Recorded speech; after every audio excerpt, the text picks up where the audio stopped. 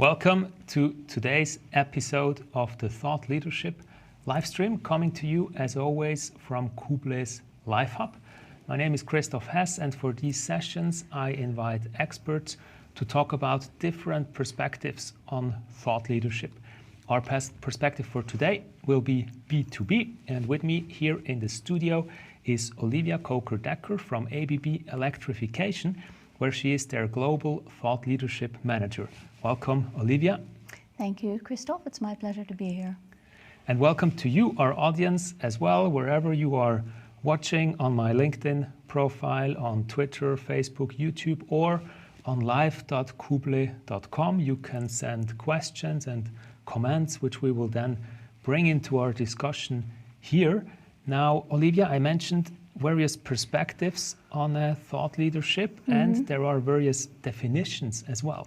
How would you define the approach? Well, fundamentally, when I think about thought leadership, I think about the status quo versus where we should be. So that's the first thing, is where we want to go. And then why we want to go there, obviously. Seems obvious, but...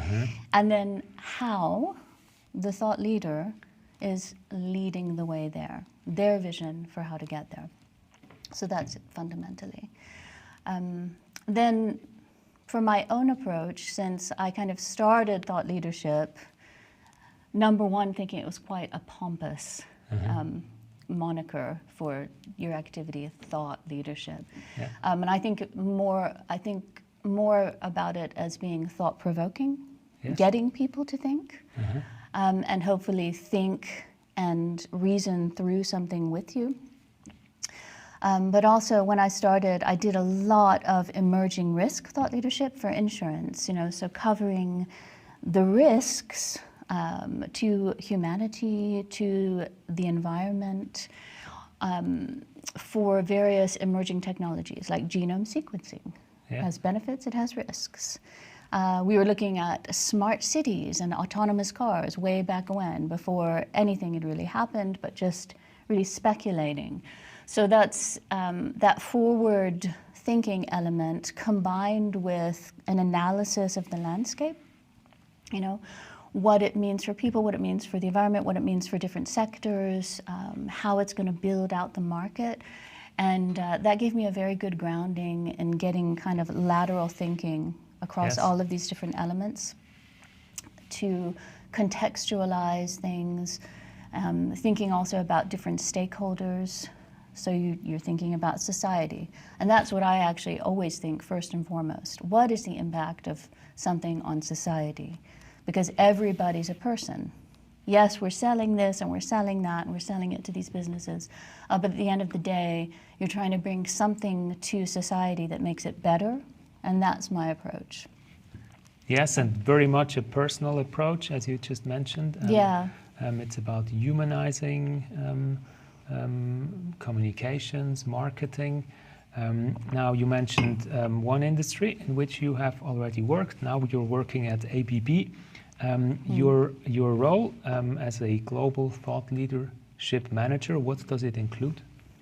Okay, well, I'm working for ABB Electrification. So ABB has 4 business units, and electrification is one. It's about 50,000 people in that company. And we're really focused on the energy transition, so bringing technologies to the power grid and also to smart buildings and also e-mobility. So if you think about a smart city and everything being connected and everything becoming part of an energy efficient system that can get low emission, that's where I am working most of the time. Yes. Yeah. So I love it. And now when you outlined your definition for thought leadership, you were talking about the why, the how, and the what. What does the why, how, and what look like now in your current, in what you're currently doing? Well, it looks like ultimately we send technologies out there that help to get global warming under control. That's the ultimate goal.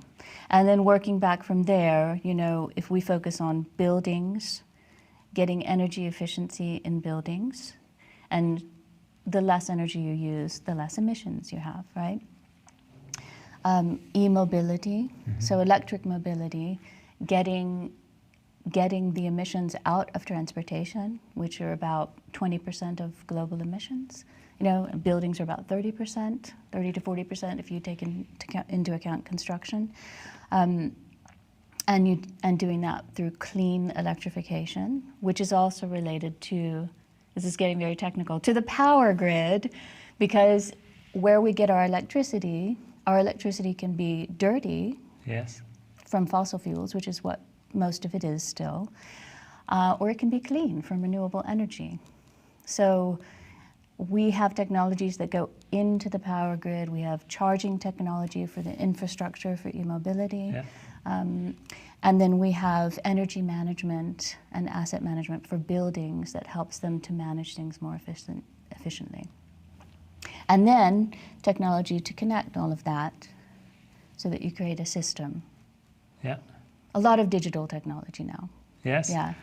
And so traditionally it was an engineering firm, but increasingly, like everybody else, you know, we're using more digital technology, and it's actually that digital technology that's the key to helping the grid, aside from producing renewable energy. So this is turning into the sustainability platform, but aside from producing renewable energy, you know, you have to have a digital grid to manage it, because the grid itself can't do it.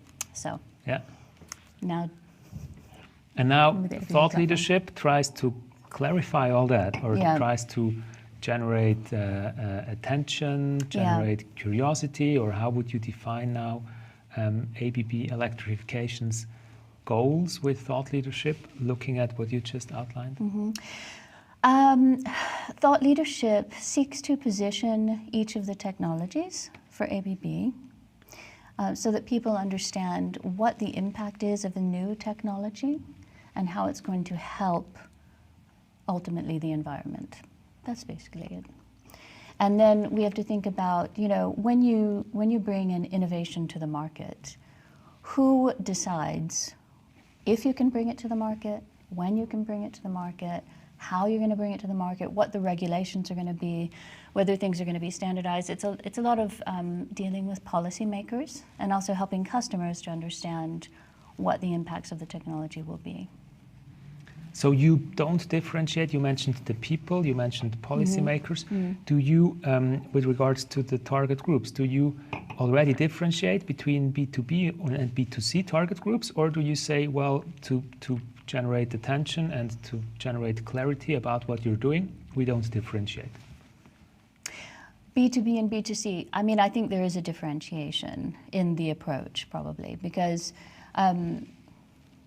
for the B2B, there's a lot of analysis that goes into it and research, and you're presenting a message with a purpose that people can connect to, but it's not a very emotional message. It's purposeful, and it connects to people's desire to do something for the world and make their sector better and lead in their businesses, or for policymakers to do what's right for the public. But B2C, as you probably know, everybody knows, it's much more psychological and emotional. You cannot bring a white paper to a consumer group and say, read this. You have to deliver, snackable bits. Weekend. Yeah, exactly. Yeah. Snackable bits of information that are really, not overly simplified, but maybe broken out a little bit more, so that you get a little bit more of a series to explain things. I mean, actually, when I was working at Medela, we're focused on moms, and they're not going to sit down and read a whole scientific abstract on whatever, human milk, this and that. So we're also trying to translate the benefits, when I was at Medela, of human milk, which are scientific, into just, easily understandable information for moms. Yeah. Now there's already a question about, you just mentioned white paper content. Do you think that white papers are good thought leadership content? Yes, as a kind of, as a reference, let's say. So actually we just did a thought leadership paper with the World Economic Forum and several other companies. Yeah. on the power grid. So sexy. And we're not expecting that many people are going to go and read that front to back, right? We're expecting that we addressed in the first segment people who are interested in the technology. The second segment, people interested in the business models that you need to create a market for a decarbonized electricity system. Mm-hmm. And then in the last section, the policy that you need or the governance to oversee all of that. So what we expect and what is normal for a paper like that, when you do address multiple stakeholders, is that people will read the section that's relevant to them or pick through for keywords or something like that. Yeah. So actually, you know, that's one of the things. Everything now is digital. We're not handing this paper out anywhere. We're not mailing it to people. So you think when you write it also, how can people search this document literally in a very practical way so that they can find the information that they need. And then also, if you produce a white paper, it won't go anywhere if you don't have a whole mechanism, multi-channel mechanism around it. Distributed. Right? Exactly. So, you know, we also did a blog and we're doing a whole social series, kind of picking it apart and parceling it out so that people can think one by one, you know, about each of the, what we call mandates in the paper. So yeah, I do think it's great as an all-in-one, but it's kind of like a newspaper. Who reads the newspaper back to back now? Yeah. You don't. Not so many readers. Right. Now, in this particular case, in this particular campaign, did you define KPIs as well, such as PDF or white paper downloads, time on website, each social channel provides you data? What's your approach in this regard? We do track it, but we're not looking above all for those types of KPIs. And it's actually an interesting conversation because when you start out, you think, well, you've got to have some kind of KPI. So just set a KPI. We need 3% engagement, we need 5% engagement, we need this many comments or whatever, this many shares. We even talked to LinkedIn about this because we have quite a program going on LinkedIn. And we said, what should we be looking for? And they said, for thought leadership, what you should be looking for is conversations. And not, you know, necessarily in the comment section, but people actually coming to you and talking to you about what you've presented. And so that is what we're looking for. And I'm always waiting to hear, did somebody follow up with you? Did they ask you a question? Did they ask you to speak at another event because of this? And it does happen. So it may take some time. It may take some time. We were going to talk, I think, at some point about building up leader profiles versus putting stuff on your corporate page, right? Yes. It will be one of my questions. Oh, and actually, okay. There's right on thought leaders with their personal profiles versus what you mentioned, the corporate pages. It's one of the questions from the audience right now. How you decide who is an ABB thought leader, who has the right expertise, the right background? What's your approach in this regard? Well, I guess it's probably two approaches. One is very high-level specialists. So head of digital will be talking about AI. And another is the executives who are responsible for certain areas of the business, because they need to cover more of that multiple stakeholder approach, you know, and think about that. So it makes sense for them to talk about it as well, maybe not to the same degree of technical detail, but definitely to approach it from a market shaping perspective. So we do both of those. And I am primarily responsible for supporting executives. Yes. And of course, collecting a lot of information from experts in the process. But yeah. Very good to know. Very interesting insights as well regarding the KPIs. Also, one of the comments here from the audience, it's more a qualitative approach than just tracking figures. Now, one of the thought leaders, if if you search for ABB on LinkedIn, one of the personal profiles that you will find is ABB CEO Björn Rosengren. Yeah. And what is his role in your thought leadership strategy? His role in my thought leadership strategy is non-existent at the moment. We have the group level that supports Björn. Yeah. And they work with him on that. You mentioned before these bit different units, and electrification is just one of the units. Yeah, I mean, I shouldn't say non-existent, because we do interact with his profile and he interacts with our content. And I think, in general, everyone in ABB has a slightly different focus area, but you look out for the content that's relevant and try to help amplify and drive the conversation and share. So, yeah. Yeah, and I think probably he's very much top of the funnel, creating awareness for the whole company. And what you were talking about are thought leaders below, which are much closer to a specific area of expertise, perhaps. As you described. Yeah, I mean, Björn is really leading the whole business, and so he doesn't usually address the technologies, and that's a really good differentiator. Yes, what you just said. I just mentioned LinkedIn, where you can find the CEO. Beyond LinkedIn, which other social channels are relevant for your approach? For example, are there thought leaders on Twitter as well, or on other channels, maybe also more regional specific channels when we look at Asia, for example? Yeah, definitely on WeChat. Yeah, I think you have to be on WeChat if you're in Asia, or at least in China. But most people are on LinkedIn. There's a little bit of Facebook, there's a little bit of Twitter, and a couple of people have strayed onto Instagram. Yeah. But mostly we're playing on LinkedIn. Yeah. And how do you currently see LinkedIn's strengths and weaknesses? Or also looking back at how the platform developed, what do you observe? I know that's actually a good question, because when I started Thought Leadership, there was almost nothing happening on LinkedIn. I mean, people were starting to use it, but you could organically drive a huge amount of traffic, which you cannot necessarily do now. So now it is flooded, and everybody's on there, and everybody's a thought leader, and it's an all-in-one place, actually. I mean, I find it very convenient once you whittle down your feed to what you actually want to see, to grab news and updates and everything from everybody I want to track, to be honest. It's very easy.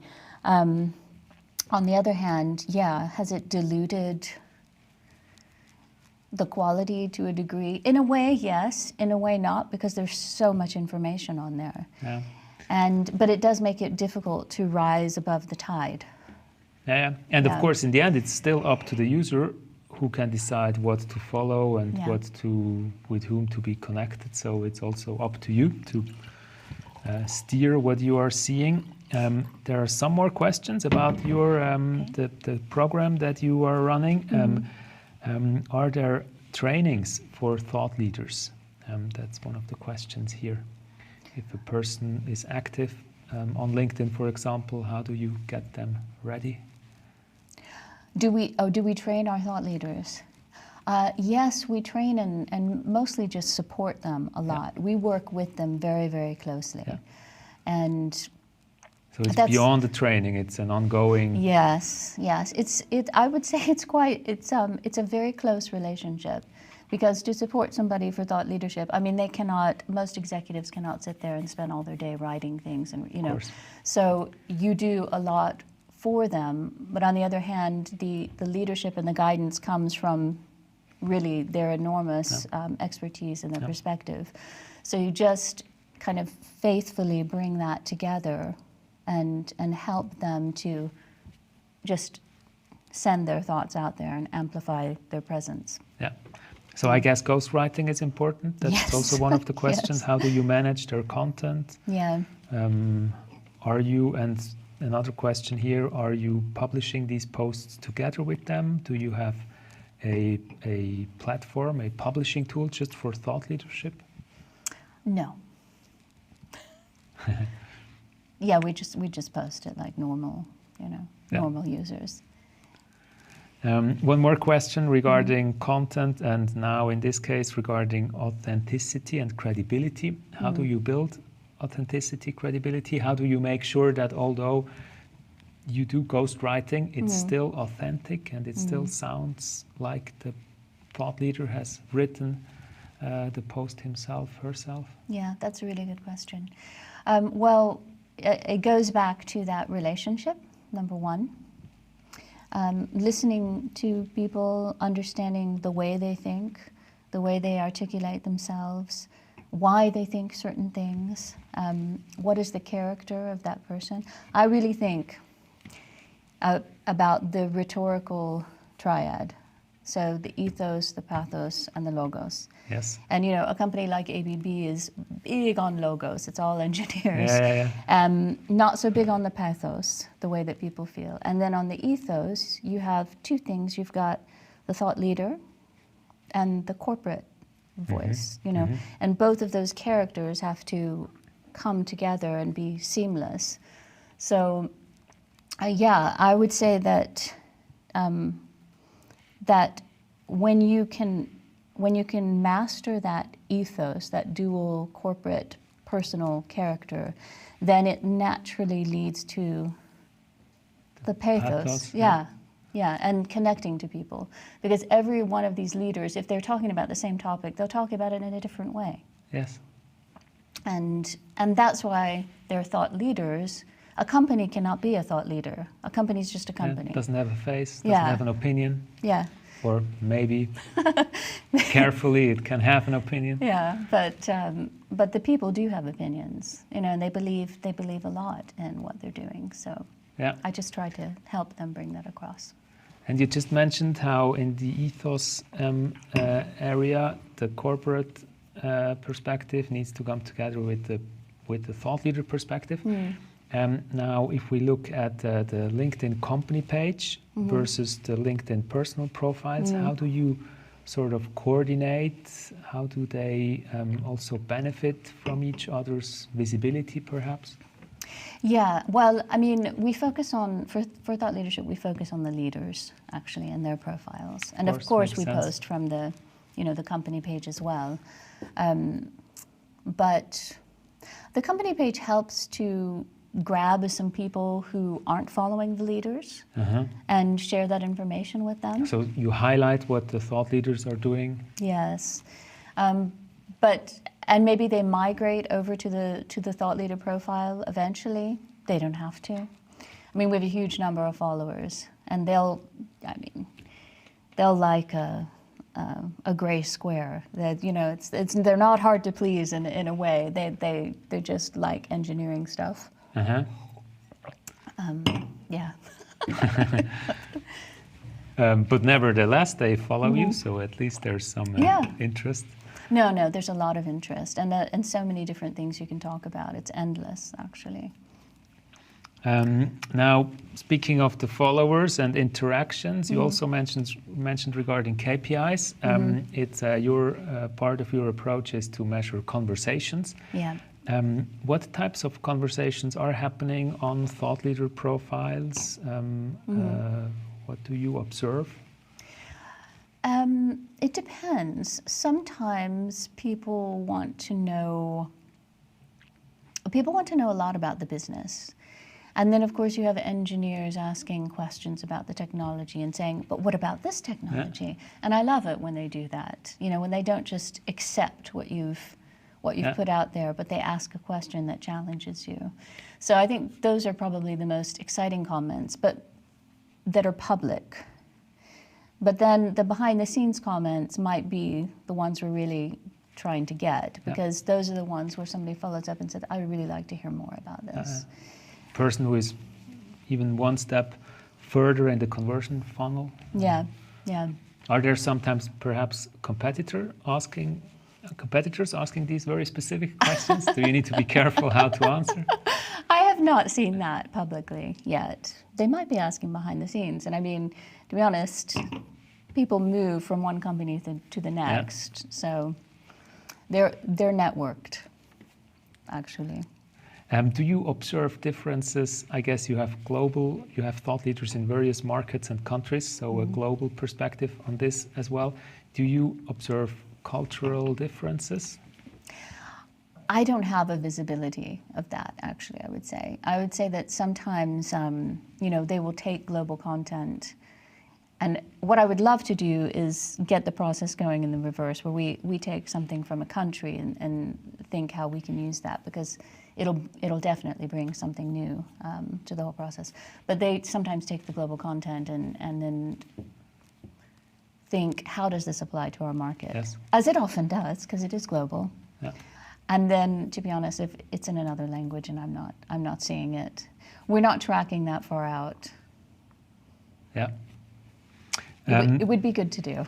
Yeah, maybe an interesting getting there type of analysis. Yeah. Well, this is a new role, by the way, this year. So. Yeah, and you need plans for the future, I guess. There's one more question regarding whether thought leadership now. The program you're running, is it rather PR or marketing? I would say it's more PR, and maybe even getting into public affairs than marketing. But I do think of thought leadership as a spectrum, or something going all the way down the funnel. This differentiation doesn't make sense anymore. I mean, well, it kind of does, because it depends on the channel and your audience. If you're talking to engineers and you're selling them something, and you want to give them some context, at the end of the day, you still present the product to them, for example. But if you're doing a white paper at the World Economic Forum, you're not presenting the product, Yep. So it depends on where you are in the funnel. Exactly. Yeah. Yep. Then there's one more question regarding how much effort goes into such a program. So this person says, I made the experience that it's sometimes difficult to find backup in the management for such a program. Was it in your case? That's a good question. Usually there are people who just find it intriguing and want to jump in, and yes, there are managers who are reticent to commit to the long-term work. Yeah. But I have to say that at the end of the day, most of the time when they get into it, they realize it's very rewarding to think through that whole process, to be able to articulate themselves immediately on something that really is important for them and for the business. So yeah, it usually takes a few months to work with a new thought leader and get them kind of comfortable with the whole approach and the collaboration and the outcome.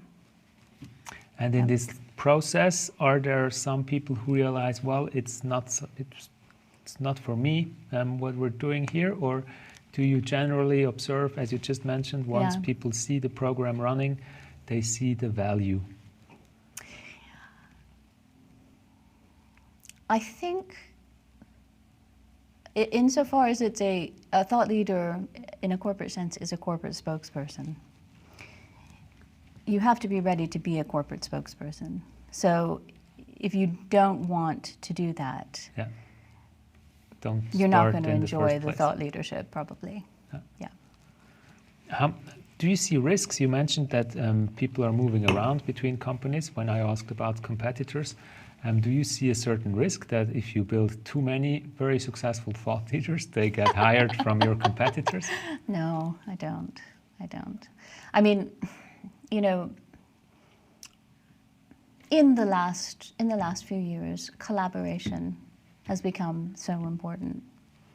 And I mean, if you look at the pandemic, you could not have this kind of warring system of capitalism that you had, and you had to just do stuff together. Yeah.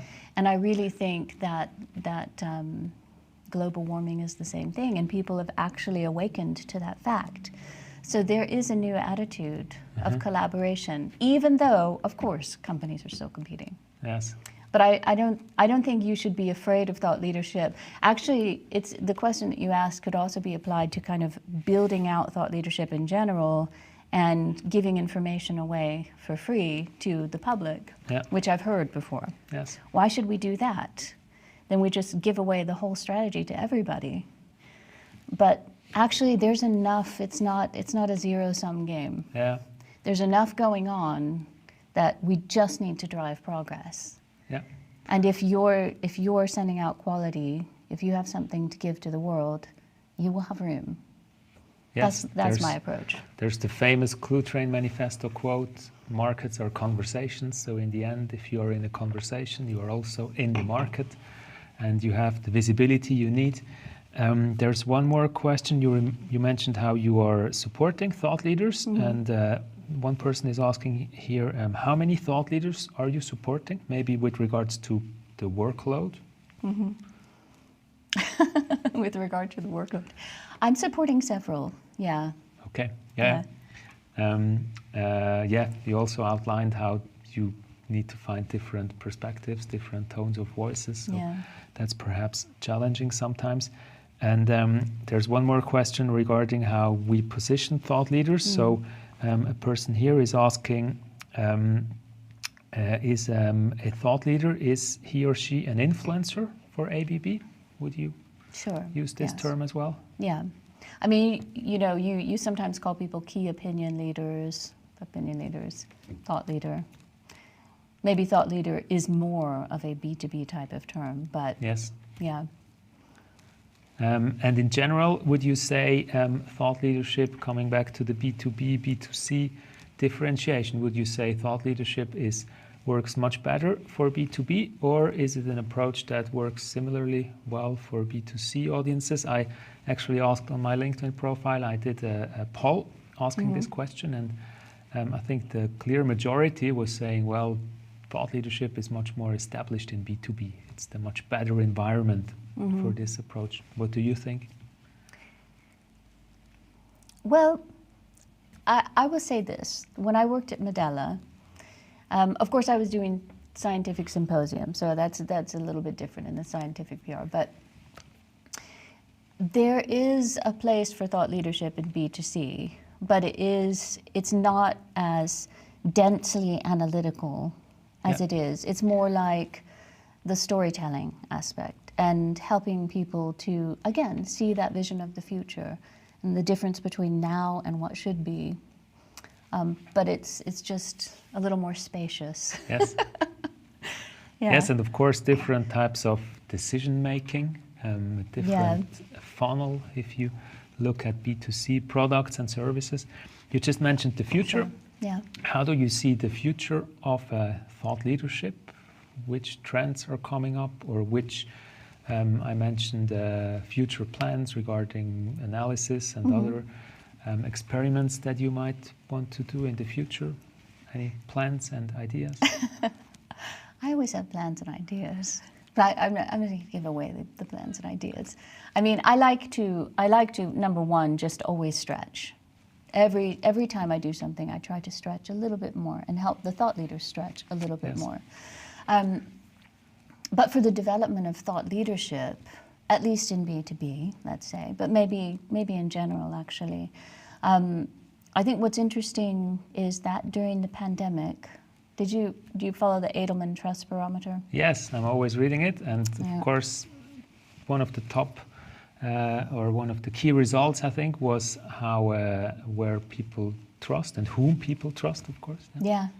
Yes, and because of the infodemic, they call it, during the pandemic, people lost a lot of trust in the governments and even in journalism. And as a result, they're looking to business leaders more for their competence and for their ethics. Yes. And I was thinking, why is that? I mean, nothing's changed. Business leaders are business leaders. Maybe more collaborative now because of all of this, and definitely putting sustainability at the core, but somehow they have become more trustworthy. And I think it's because, when you go out as a thought leader, as a business leader, you have to go out with a well thought out solution, or you have nothing to bring. Journalists tell you what's happening, but business thought leaders tell you what should be happening. And I think that is something people are looking for now, is that vision of the future. from people who have the competence Yeah. to describe it. And from people who have skin in the game, something to lose. I think journalists Also. and politicians, they can just talk, don't have so much to lose. But if you're running a business, Yeah, it's that's a much good more point. Yeah. different environment. Now, if someone who was watching this live stream would like to know what you know, would like to use the same sources for information and inspiration, can you give some recommendations, podcasts you're listening, people you follow on Twitter, or no, Twitter you're not using anymore, but on LinkedIn perhaps, or books you're reading? To be honest, I follow multilateral organizations. They're like the OECD. Yes. That puts out just a huge amount of knowledge across every sector. The World Economic Forum, that is bringing together business and policymakers a lot. Yeah. News, of course, competitors, a lot of governments. These are the things that I keep track of. Yeah. Because they're the things that feed the whole vision of the future, actually, and help you to understand the direction that we are going or should be going. Yes. So I don't spend a huge amount of time thinking about or listening to or watching or reading how to do thought leadership, because I think it just comes when you focus on what you actually want to do and say. Yes. So, as you mentioned initially, it's not thought leadership, but thought provocation, Yes. or that's the type of trigger you're looking for. Yeah. Many thanks for these insights. I think we Thank learned you. at least three things today. You mentioned initially the focus on qualitative KPIs. You nicely outlined the ethos, pathos approach that you're following. And now I think your last point is very insightful as well, to look beyond thought leadership, to find inspirational and informational sources that actually make you think beyond what you're doing, think into the future. Many thanks, Olivia. It was my pleasure. Thank you very much, Christoph. Many thanks to our audience as well for your questions and comments. As always, this Thought Leadership live stream continues. Follow us, Kuble, on social media, wherever you can follow us for more information about the next sessions. For now, many thanks and see you soon.